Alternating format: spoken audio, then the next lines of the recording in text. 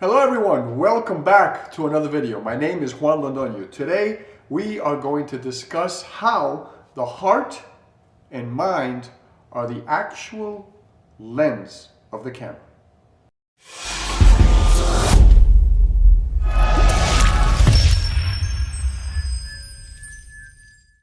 Stay with me till the end because I'm going to supply some images for you so that you can see how adjusting a lens in telephoto, in wide angle, in standard 50mm, how it affects the way we look at things, right? And many times that is born from what we feel when we're looking at an image, and then how we logically position the camera so that we pass on exactly what we're feeling and seeing. All very interesting, so stay till the end. Today we're going to look at a quote from Yousuf Karsh, and the quote says, "Look and think before opening the shutter. The heart and mind are the true lens of the camera." As you know, I always tell you when I quote somebody, look them up, right? Find out about them a little bit. It makes us better photographers, right? This is an American-Canadian photographer born in Armenia and known for, specifically for his portraits. Now, most of us will agree that a camera has two major components, right? The actual camera and the lens. Many photographers will refer to the actual body without the lens as the camera, right? We get very specific. Which camera do you have, right? And somebody will say, oh, I have a Fuji X-T1. And then they'll say, what lens do you use most on the camera, right? So they separate the two, right? For most of us, you look at something like this and it's the camera, right? It includes the lens, right? So I just want to make that distinction because photographers are a little particular because we talk about cameras all the time and lenses, so we like to separate the two. Now, if you're an engineer and you happen to be a photographer, now when you look at a camera, you have the buffer, you have the mirror, you have the shutter, you have the battery, you have some cameras even have memory inside, so the cards are kind of extra.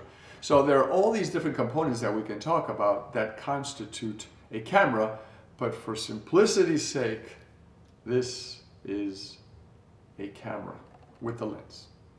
Now, there are plenty of videos on bodies of cameras. If we're going to consider the two separate for a second, there are many videos on the body of a camera.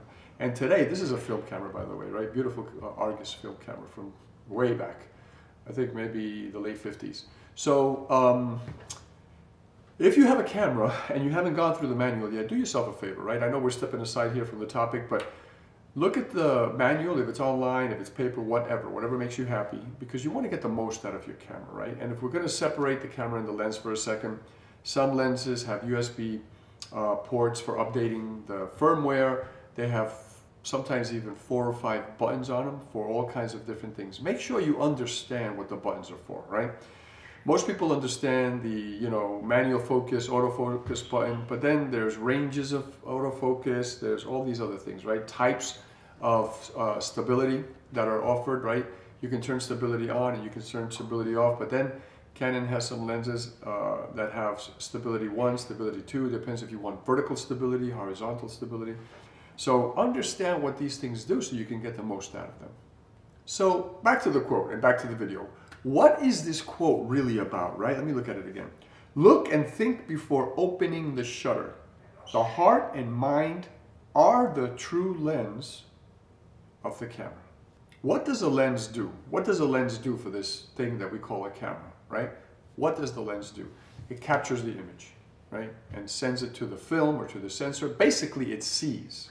The quote is not talking about how to use a lens, its limitations, the specs. All of that is important to know and understand. That's why I mentioned go look at that stuff so you get the most out of your lens, right? The quote is talking about something else more organic. I believe Yousuf Karsh is talking more in this quote about what lens we decide to use and why, right?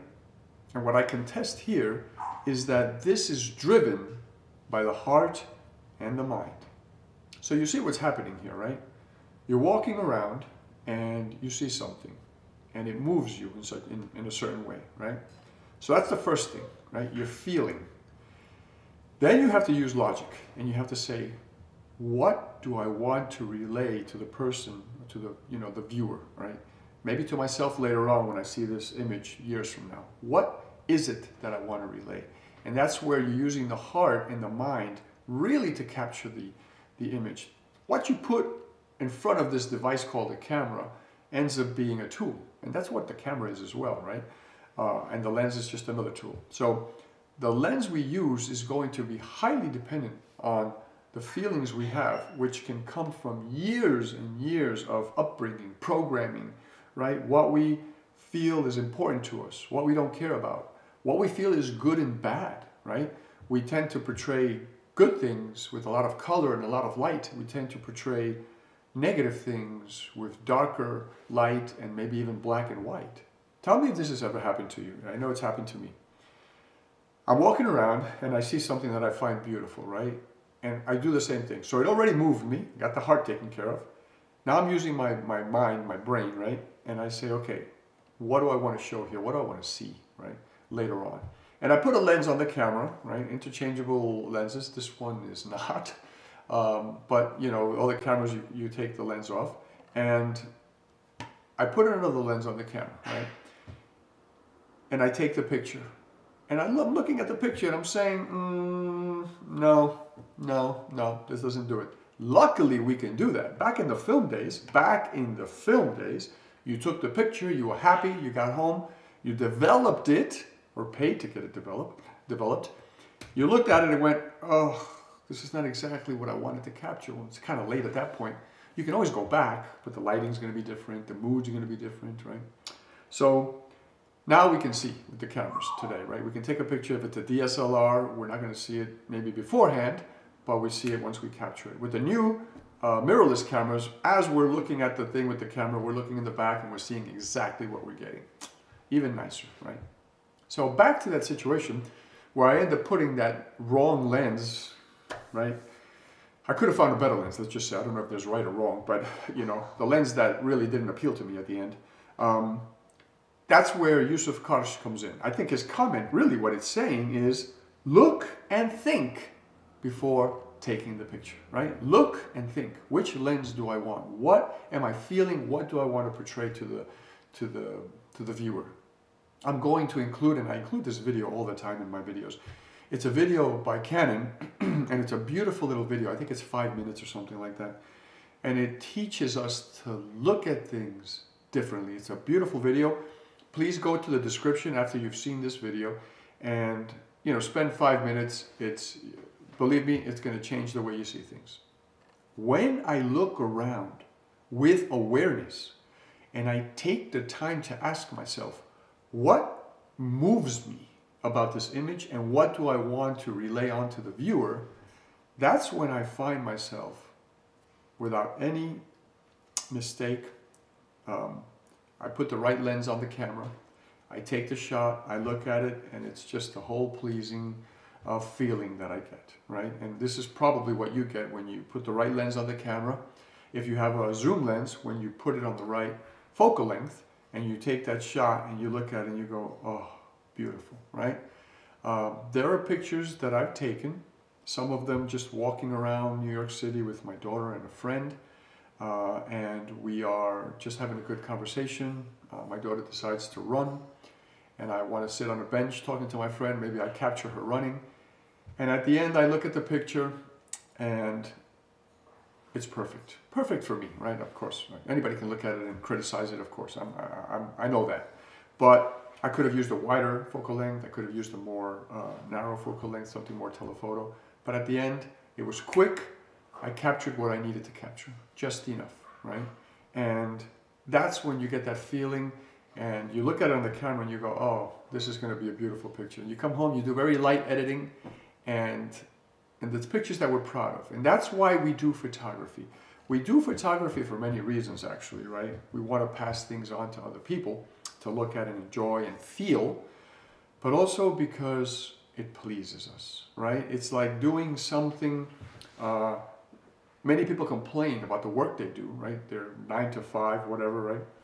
Whatever earns them a living. They say they don't get to see the end result. Many programmers, for example, right? They write code. They don't get to see the end result, the thing that they're programming, right? Working out in the industry, in the field. They're just writing code, right? And many people complain that their job isn't connected to the user.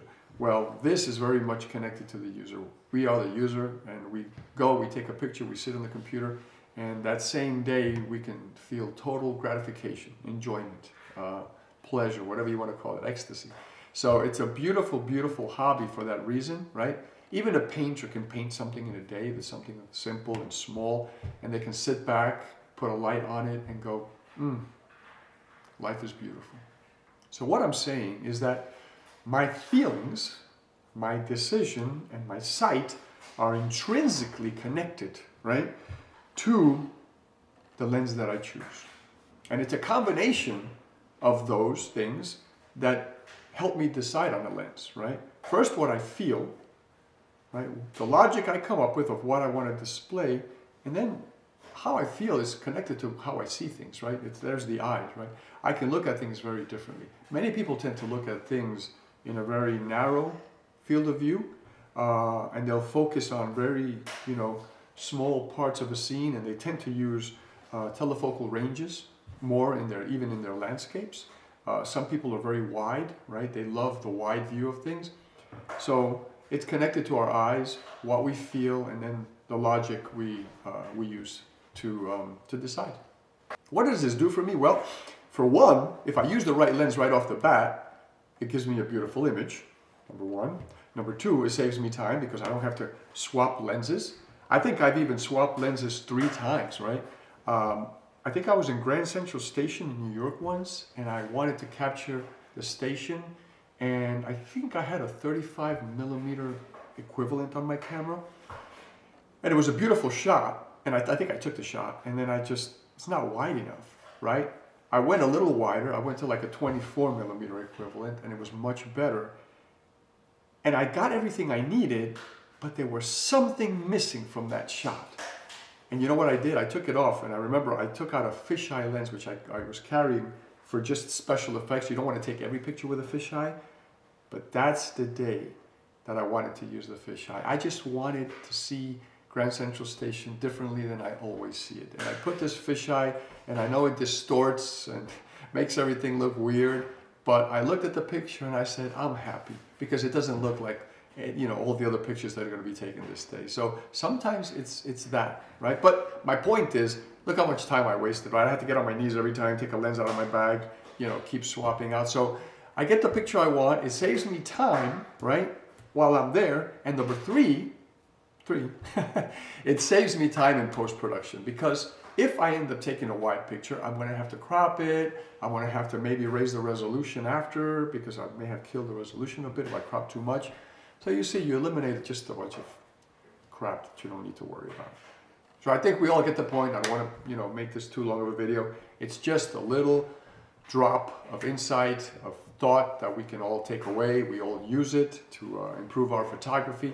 Now you can ask yourself, when you're out and about and you're going out, especially like I do, just to get away from life, I'll take walks through the woods and through flowers and gardens and little ponds. And even through a crowded city. You know what? I was telling a friend the other day, I'm walking through a crowded city like New York, Chicago, whatever, Philly, Pittsburgh, and I don't sense anything. I'm so focused on the beauty of what's around me, whether it's people or storefronts or bridges or whatever it is. If I'm walking through a little pond, the flowers, the reflections, I get lost. And I could be in a crowded city and I'm lost. I feel like I'm alone, right? Because it's just me and my camera, and I'm capturing whatever I want. I don't hear the noise. It's funny how that works. So when I go on trips like that, where I just want to get away and I want to relax, right? This all becomes very important, right? It's a connection with your camera. It's a connection with what you're seeing. Makes life simple. And this is where I want to feel, I want to think, I want to capture the right shot. So whatever you do, whether it's painting, makeup, sculpting, clothing, whatever you do, writing code, taking pictures, right? The point of this quote is not even about a lens and a camera. It's about being aware. We need to learn to be aware when we're doing something, whether it's eating, walking, speaking with somebody. Become more aware and present in the moment. That's all that means, right? Enjoy the moment for what it is. And when we're doing photography, because this is a photography channel, being aware means when I look at something, I'm walking around with this camera and I see something, asking myself, what about this made me stop to look at it? Why didn't I just keep walking like I've been doing for the past 15 minutes? Why am I stopping here? Is it the color? Is it the pattern? Is it the people? What is it? Is it because this is a unique look for wherever I'm standing, right? So, and that'll help guide what lens you're going to use, because it's going to help guide what you want to show the rest of us. Remember, Kung Fu means hard work well done. It actually has nothing to do with fighting, right? Kung Fu, martial arts style from China, which actually has about 300 different styles rolled up under it, means hard work well done. And we may never become as good as we want to be just by doing something and not thinking, right? You have to take a minute to feel, you have to take a minute to think, even in Kung Fu, right? Even in the fighting style, training, martial arts, right? Whatever it is, we're going to get much better if we just stop to think and stop to make a decision, right? Stop to make a decision and whatever we're learning, instead of just being an automatic and doing. I have a camera, I'm walking around the city and I'm just shooting. Even with a fixed lens camera, by the way, right? That doesn't have a zoom. I still have to decide, am I going to grab the person and something to the left? Am I going to grab the person and something to the right? Am I going to grab the person and something above them, or the person and something below them? Am I going to put the person in the center of the shot? I still have to make a bunch of decisions. So don't shy away if you have a camera that has a fixed lens, or if you like shooting. Sometimes I'll take my digital camera and I'll put like a 28 millimeter equivalent, 27 millimeter equivalent, and I'll have a couple of other lenses in the bag just in case. But you know what? I'll end up shooting 80% of my day with that lens, because that's what I decided to do, and I try to make it work. And I have to make decisions, and maybe later on I have to crop, because I wasn't able to get closer, right? I can't walk into the middle of the street where there's traffic to get something on the other side. If I go to the other side, I'm too close. If I'm back here, I'm too far. I need to be in the middle of the street, and it's not going to happen in a crowded city. So I take the picture and I crop it later, right? Something like that. So there are a lot of decisions to make. Feel, stop, be present in the moment, feel it, take it in, and then make a quick decision and execute. At the end of the day, that's what life is about making a decision and then executing. Please like and subscribe to the video if this has been helpful, enjoyable, whatever. I put out videos like this all the time. I've started a bunch of reviews in parallel, so I just need to knock a couple out so I can start posting them. I have a Buy Me a Coffee link down below in the description. Check it out, please. And if you'd like to buy me a coffee, sometimes I drink that. Sometimes I drink it. And sometimes I'll go out and get something or rent an item for photography so I can do a video. So it helps keep the channel going. I really appreciate it ahead of time. And if you have already, then thank you. So that's it for today. I'm going to leave you with some images. Gives you a little time to think. I'll put some mellow music, sit back, grab a beverage. I have my water here. I drink all the time when I'm taking, you don't see this, right? But I take breaks to read what it is I'm going to say next, and I drink my water. I don't always drink it in front of you. So make sure you're hydrated. Take care of yourselves. I love you guys always. I appreciate you, and I appreciate the time you spent here with me. Have a wonderful, wonderful day, and I'll catch you in the next one. Ciao for now.